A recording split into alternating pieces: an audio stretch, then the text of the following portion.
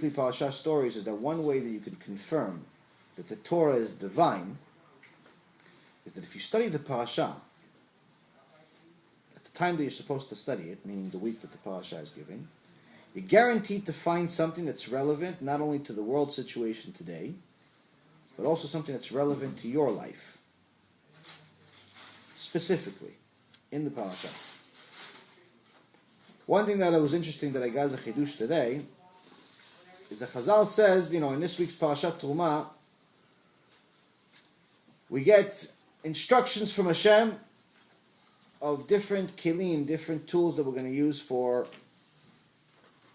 the Bet HaMikdash that we used in the desert, and obviously the Bet HaMikdash later on. The menorah, the Aron HaKodesh, and so on. Now Chazal says the menorah was 2,400 ounces of gold, pure gold, and it was one gold nugget. It wasn't pieces put together. It was one piece. It was one piece. And Chazal says that the symbolic and esoteric interpretations of the menorah are endless, meaning what it represented and what it can represent. It's an endless amount of meaning that you could learn from the menorah. You've seen, I'm sure, the Chanukiah that you have on Hanukkah, or you see the candles that people have in their house for Yom HaShishi. What are you learning from it, really? The menorah had a few more details that we don't usually pay attention to, that I learned a lot from, and maybe you can. If you notice the picture of the menorah, the Torah gives a few descriptions. Well, first off, it has a base. The base, again, as we said, the whole thing is one piece of gold. This represents how Am Yisrael, whether they're religious, not religious, whether they love God or they don't, whether they fear God like they should or they think they actually love Him, whatever level they are, whether they play with a laser or they sit down and listen to a Shiur Torah at 10 o'clock at night, we're all part of the same nation. That's why there's one piece. Whether we like it or not, we're part of the same soul, same original soul. But what about the rest of the pieces? There are 4 other pieces that are very interesting. First off is the base. Then there's something called the branch, which in Hebrew is kaneh. Then there is if you look at, I don't know if you guys have a picture of a menorah, the kaneh is like the, how you have the loop. So it's that piece. Stiff, like a branch. And then at the top of the menorah there's in essence 2 things. There's one thing called a knob, or kaftol. And then there's the last piece which holds the oil, which is called perach, or flour. So I thought something interesting about this.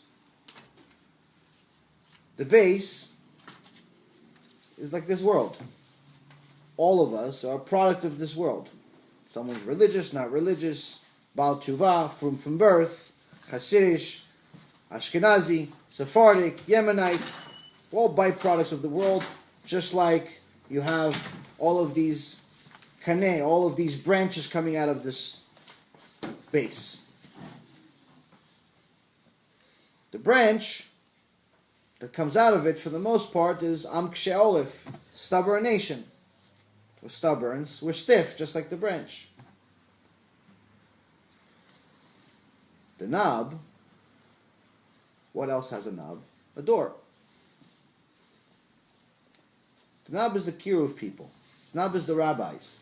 The knob is the people that actually care to help people do tshuva, help people stay close to Hashem. They're trying to open the door of Torah to people that don't know better. People like me.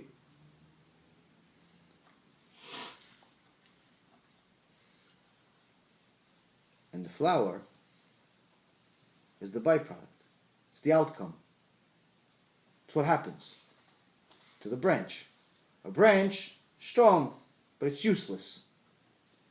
The point of the branch is ultimately the flower.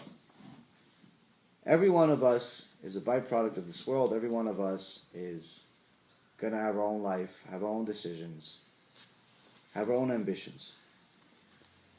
Only thing I can suggest for any one of you guys is that if you ever are in need to get closer to Hashem, He's going to send you someone. He's going to send you a knob. If you listen, it will eventually turn into the flower. Baruch Adonai Le'olam.